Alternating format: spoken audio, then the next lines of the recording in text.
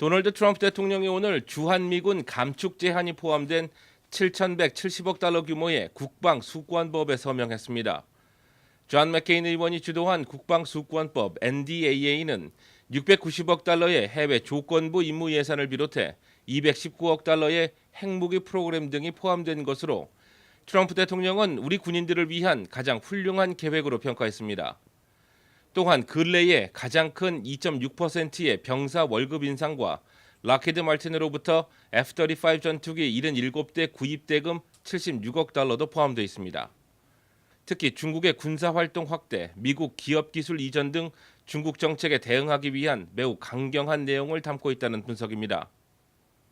NDAA는 주한미군을 22,000명 이하로 감축할 수 없도록 규정하고 있으며 큰 규모의 철수는 북한 비핵화 협상 대상이 아님을 분명히 하고 있어서 동북아 지역의 패권을 놓치지 않겠다는 미국의 의지가 담겨 있습니다. 그러나 오늘 서명이 최종 결정은 아니며 연방 하원의 승인을 거쳐야 합니다. 한편 지난주 트럼프 행정부가 발표한 새로운 경제 제재를 놓고 러시아의 대응에 관심이 모아지고 있습니다. 푸틴 행정부는 오늘 트럼프 행정부가 아직 정확한 제재를 공식 발표하지 않고 있기 때문에 푸틴 대통령도 보복 규제를 명령하지 않고 있다고 말했습니다. 지난주 수요일 워싱턴은 영국에서 생화학 무기를 통한 전직 이중 스파이 암살 혐의를 들어 러시아에 대한 추가 제재 조치를 발표한 바 있습니다. 이로 인해 러시아 루블화가 3% 하락하는 등 타격이 있었습니다. 러시아 외교부는 가능한 범위 내에서 보복 조치를 강구 중이라고 말했지만 정확히 어떤 대응일지는 아직 언급하기 이르다고 덧붙였습니다. 현재 트럼프 행정부는 터키와 이란, 러시아, 중국 등에 대해 경제와 무역 공세를 퍼붓고 있습니다. TSA가 새롭게 테스트 중인 CT 스캐너로 여행객들은 전자제품과 액체 제품 등 핸드캐리 가방채로 검색받을 수 있을 전망입니다. 현재는 공항 보안 검색대에서 랩탑 등 모든 전자기기와 액체 물품은 가방에서 꺼내 별도 트레이에 담아야 합니다.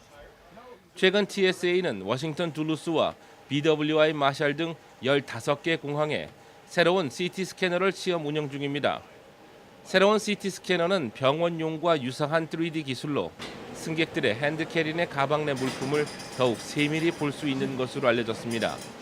TSA는 올해 안에 40대의 새로운 스캐너를 시험 배치하고 2019년까지 145대로 확대 적용시킬 예정으로 향후 승객들의 보안 검색 시간이 크게 단축될 것으로 기대하고 있습니다. 아마존의 AI 스피커 에코의 보안 결점이 새롭게 드러났습니다. 어제 막을 내린 라스베가스 데프콘 2018에 참가한 중국계 회사 텐센트 관계자들은 브레이킹 스마트 스피커, 우리는 당신을 듣고 있다라는 제목의 프레젠테이션을 통해 아마존 에코가 어떻게 스파이 도청 장치로 변하는지 직접 시연했습니다. 이들은 파트들을 교환한 모디파이드 에코가 같은 네트워크 안에서 그렇지 않은 정상적인 에코를 어떻게 해킹하는지를 보였습니다. 이 경우 해커는 다른 에코 기기를 통해 도청이 가능합니다. 그러나 아마존의 관계자는 에코 유저가 특별히 신경을 써야 할 일이 없고 자동으로 아마존의 해당 패치와 보안 업그레이드를 진행한다고 말했습니다.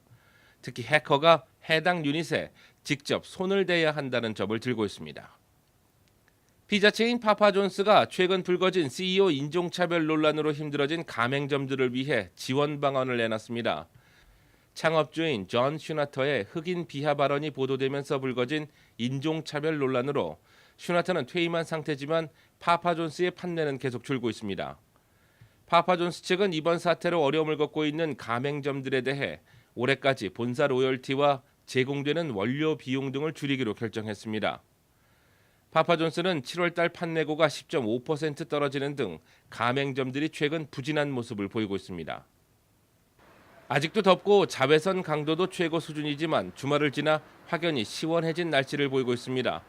이번 주 LA로는 80도 중후반대를 유지할 것으로 예보되며 습도는 60%대가 이어질 것으로 보입니다.